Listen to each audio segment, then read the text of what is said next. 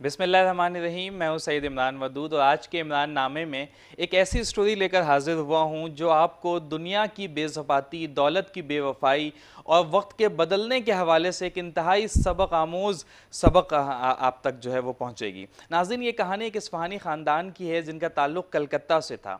ये लोग कलकत्ता के इंतहाई मतमूल ख़ानदानों में शुमार होते थे। अबुल हसन का ताल्लुक़ इसी इस्फ़हानी ख़ानदान से था। ये कैम्ब्रिज यूनिवर्सिटी में पढ़ते थे, मुस्लिम लीग के साथ मुख्तलिफ ओहदों पर काम किया। पाकिस्तान बना तो अबुल हसन इस्फ़हानी करोड़ों रुपए के असासों के साथ पाकिस्तान शिफ्ट हो गए।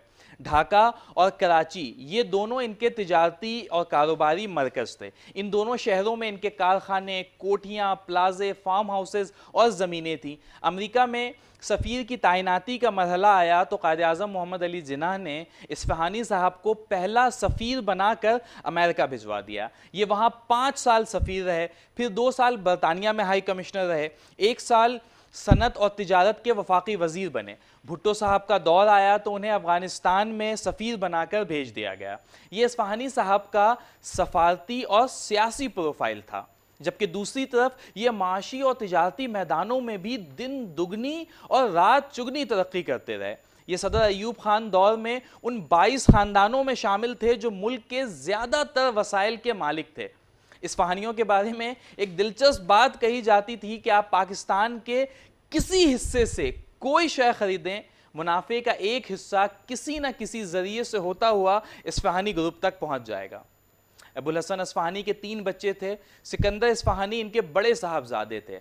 इस्फ़हानी साहब सिफारत और सियासत में मसरूफ़ रहते थे, चुनांचा कारोबार की जिम्मेदारी सिकंदर इस्फ़हानी के कंधों पर थी। ये ख़ानदान अयूब खान और भुट्टो के ज़माने में खरबपति हो गया। भुट्टो साहब ने सनतें कौमिया ली, कौमी तहवील में ले ली, लेकिन इसके बावजूद इस्फ़हानी ख़ानदान को कोई ख़ासा फ़र्क नहीं पड़ा। इनके पास कराची में अरबों रुपए की प्रॉपर्टी थी। सिकंदर इस्फ़हानी ने 2 शादियाँ की।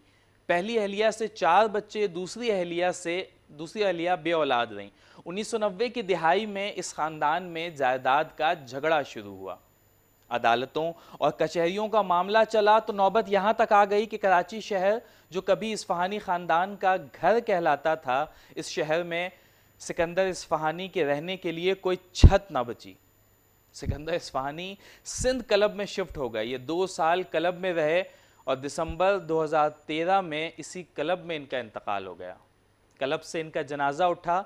जनाजे में चंद लोग शामिल थे और उन लोगों में भी उनके ख़ानदान का कोई फ़र्द शामिल नहीं था। सिकंदर इस्फ़हानी फ़राह नाज इस्फ़हानी के वालिद और साबका मौजूदा दौर में अमेरिका में जो पाकिस्तान के कुछ अर्से पहले सफ़ीर थे, हुसैन हक्कानी, उनके ससुर थे।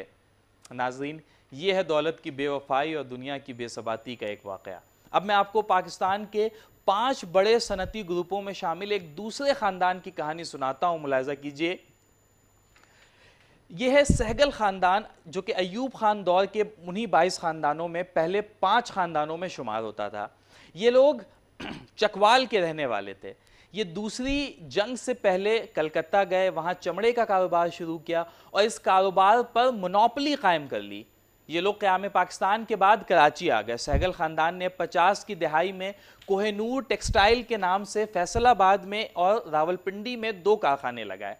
ये कारखाने इतने बड़े और कामयाब थे कि आज भी इन इलाकों को कोहिनूर कहा जाता है। अयूब खान का दौर सहगल ख़ानदान के उरूज का ज़माना था। सहगलों ने पाकिस्तान का तीसरा बड़ा बैंक बनाया था।